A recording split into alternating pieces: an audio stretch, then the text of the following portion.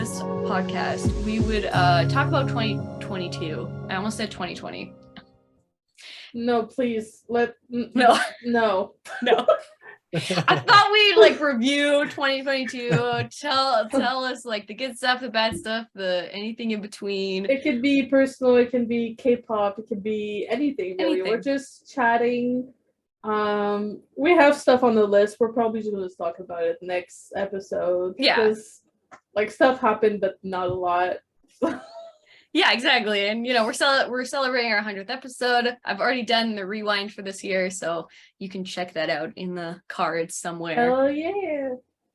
So any big moments that pop up to you in 2022? It could be anything related, K-pop, personal, whatever. If you don't talk about The Last of Us, I'm gonna smack you in the face.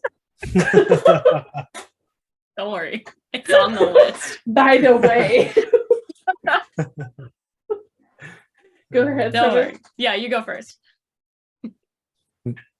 Me or who? Yeah. You. Okay, cool. You.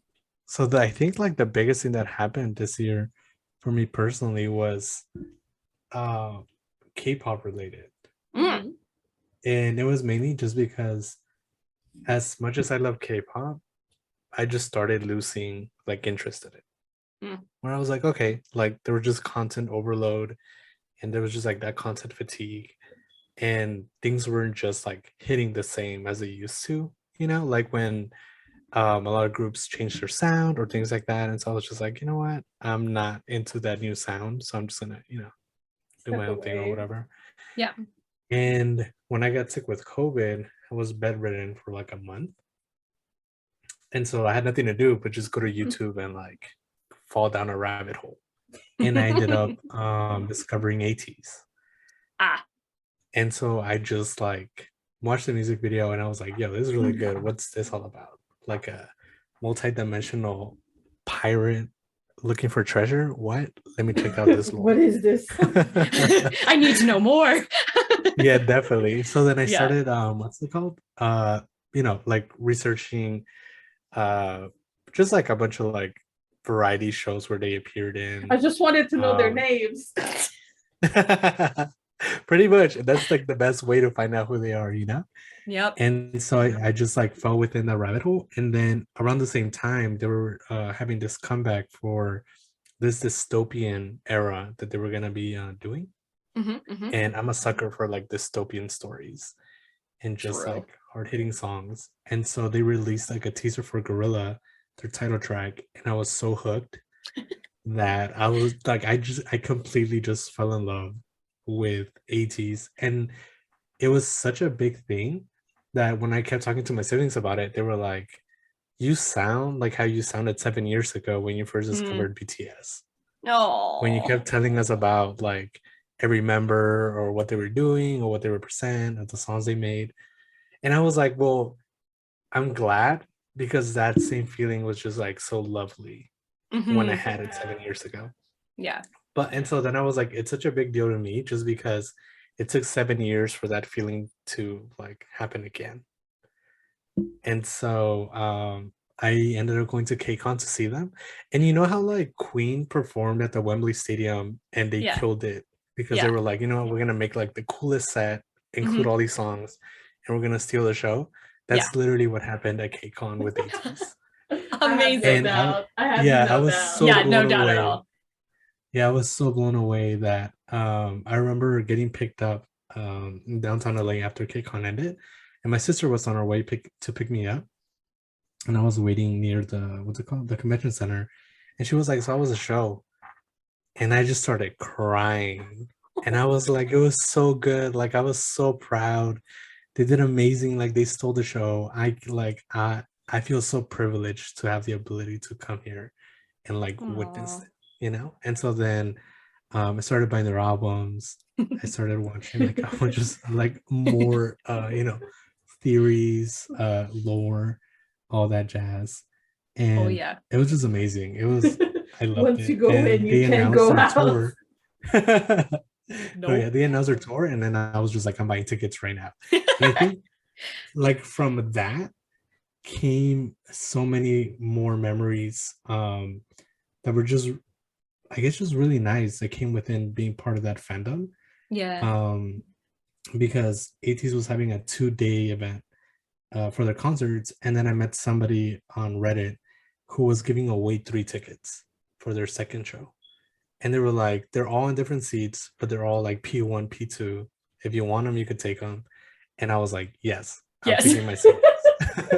How is there not a stronger word than yes? Yeah, and I was just like, well, like, do you want anything in return? Blah, blah. And they're like, no, like, if you haven't seen them, like, now you're gonna be able to. And I was just like so blown away because I was like, I've never had anybody just gift me tickets, and they don't know me, they don't know who I am. Yeah. And I was like, okay, like, thank you. And around that specific time, or even before that, ATEEZ was releasing their album, but they were doing a signed event. So you could go to Line Friends and line up, and then they were what's it called, releasing signed albums. So you could go in and then just buy your bias record or anything like that. What? And I was like, I remember coming out of that being like so happy that I wanted to cry again, because I was like, who does that? Like, who? Yeah. You know, who does all this for their fans? Not that other groups haven't done it, but I was just like, the fact that we as international fans also get a signed album was like a dream, like 5 years ago. Like, that just doesn't happen. Yeah, You would that's have to true. buy, like, That's like resale, you know? the little things that just goes a long way, especially with international fans. Yeah. Yeah. And I was like, my bias signed this little book. Like, this is mine now, you know? And even when I went to the concert, there was another guy who came with his girlfriend, and he's like, I don't know who they are, but my girlfriend loves them, so I'm here supporting her or whatever. So she sent me to come buy merch, and I was like, okay, because I was buying a light stick from ATEEZ. Right. And so when he was there, he was like, do you want anything to drink? Like, I can buy you anything, like something. And I was like, bro, you don't even know me, but like, for sure, go ahead, like, give me a water or something. And then when we got there was only one more light stick left, and he was like, you know what, like, you go in front of me so you can get it. And then I was like, thank you, like, I really appreciate that. And I was able to buy a light stick, and as I was leaving, he was like, no, wait, hold on, let's take a picture together, and then hopefully we can meet again, like, at another concert. And I was just like, what? That's so what's sweet. going on here? Yeah, and it Oh was my so nice. gosh. So that's I was so just sweet. like, wow. I restores my faith in humanity. You know? Honestly. Although, you know, I gotta say, like, every ATEEZ that I have run into have always been so sweet. Like, just so amazingly kind, so sweet. I feel for, like, in that way, they're like pretty similar to armies, and like they're also sweet to one another and like other people. Yeah. That's why I think I have nothing to say about like they're just so nice. Also, their light stick is absolutely beautiful. Like, the earth, like, stop it. Like, I can't. The black and like the rose gold color, like, I'm here for it. I love it. Excuse me? It's so pretty. It's like, you're not allowed to be this pretty. Stop it. No, yeah. And so it was from that, it just like more experiences came with being an ATEEZ. And I was like, wow, like, I love being part of this fandom. It's really nice. That's so cute. But the last thing I'll say is this other thing happened where I released a couple of Wonho Funkos, and I had to vault them like soon after they sold because the prices for the parts that I needed skyrocketed. Oh no. And so I was like, I can make this, but it's gonna cost like $500 per like Funko, you know? Like, that's how much the pieces I needed skyrocketed. And so I finished that order, and I was gonna wait like a week to send it off just because of my health. But then I was like, you know what? I'll just make an effort to just send it like today. So I went to the post office and I sent it out. Then that Friday, I got a message from the person who bought it, and they were like, hey, I'm having a fan call with Wonho today, and my Funkos arrived today in the morning, so I'm gonna show them the Funkos that you made. And I was just so shocked because I was like, oh my god, can you like please can you like show me after? And unfortunately that call got canceled because something happened Oh, with the host or whatever. And I was like, you know what? If it's not meant to be, it's not meant to be. If it yeah. is, it is. You know, it is what it is. Mm-hmm. And then I got that Monday, I got a message from her again, and she sent me a photo and video, and she's like, "Look, he saw them and he liked them, and now I'm gonna send them to him. So he's That gonna is have them. Like, I got in wild. contact with one of their team, like one person from their team, and then I'm gonna send them." And What? I was just like, "Oh my god!" It felt so surreal, but also I was just like, "I did it." Like Yeah. regardless of what happens to like my shop or my creations, somebody whom I admire saw the thing that I made because I was inspired by them, and That's that's so that's enough. cool. That is so cool. Yeah, That's so wild. Oh my God. So proud. Yeah, like thank you. what? That's Yeah, I was in amazing. shock for like a long time, and Oh, I was just like, "Oh my god!" yeah. Like I'm so glad, you know. So I know he's in the military right now, but she was able to send it to him. I think they got there. Hopefully, can if he does get him, he can just like put him in his life maybe someday. Hopefully. But yeah, that was like the biggest things that happened. That's Which was amazing. just like good news. Oh. What about you, Jan? What's the biggest things that have Um, happened? well, mine, like the big one, is sadly not as happy. um, a big thing that happened to me and my family in 2022 is that my paternal grandpa passed suddenly Hmm. from an aneurysm back in March. Um, it was kind of a relief because he had lost his wife, my grandma, about a year prior. And I mean, they've been together for over like almost 60 years. And so it was really difficult for him as well as the rest of the family. But it was just like so sudden. And it was literally like almost like a year apart from when my grandma passed. Mm. It was like 11 months apart. He was, no, sorry, he was in February, but it was like 11 months apart.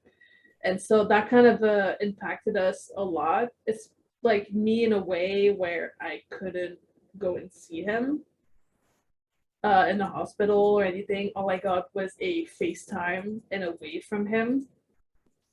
And so that kind of that hit hard. And when they did the burial in summer, I think they did it sometime in July. All I was able to do was be there via FaceTime. Mm.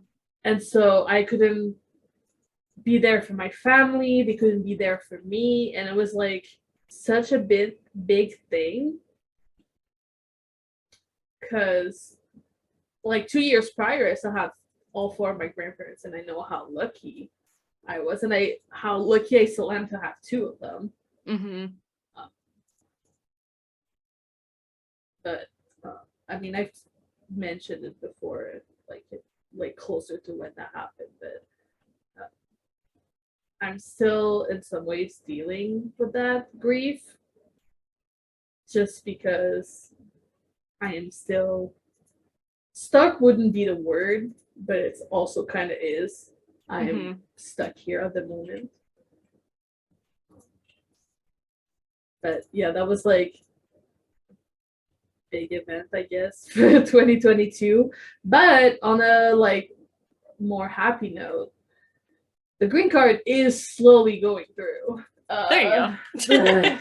Hopefully 2023 will be the year. Hopefully, but I think K-pop wise, like discovering the Seraphim and Eugene's were like a big like breakthrough for me because like I've been listening to their songs basically nonstop all year. So If you've seen our song recommended lists, you would know. I don't know what you mean. What do you mean? I don't know. Oh, I also finally got my K-pop ball back this year. Oh yes, yeah. Oh, But nice. also hi Itas. So it's not as Cute. visible as when I was back home in Quebec, but I have my K-pop ball back, so that makes me really happy. Love Little it. things, you know. It's the little things. Little things. Little things. All right, Jess. Well, You've had a wild year. I've had a wild year, to be perfectly honest with you. I got COVID twice, also. Parentheses. Yeah, I got COVID. I got COVID on January 1st of 2022. Mine was the second. Just to start the year off right. Were we together, Jess? And we didn't know. We didn't know. I wouldn't consider that a big moment. It's just like it is what it is. It happened. It happened. It happened. I would say the biggest moments were concert related. So I went to like BTS Las Vegas and also Lollapalooza to see Hobie and TXT. So those were like two massive trips that I didn't really anticipate happening, but then did, and then it was really fun. I have like so many amazing memories from both of those trips that I will like treasure forever. We had such a good time, like meeting new people, hanging out with my besties, like Maples, let's go. So those two trips were definitely the highlight. Like I obviously met Lenny in Vancouver like a bunch of times. Like basically every 2 months. Like every 2 months we were meeting each other. It was really funny. And the other big thing was that I completed The Last of Us and was a part of The Last of Us, which is coming out January 15th, if you didn't know. Let's go. January 15th, let's go.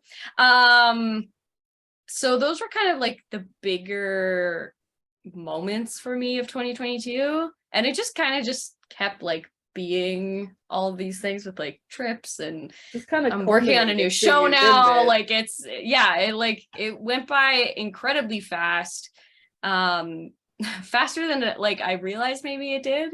I was like, oh shit, we're already in December, like what the heck. So when September hit, I was like, I've been here for a year. Yeah. And then I celebrated my 1 year anniversary. Yeah, 1 year anniversary. I turned 30, so that's pretty big. I don't know. There's a lot of like big things in 2022, and I'm hoping that trend sort of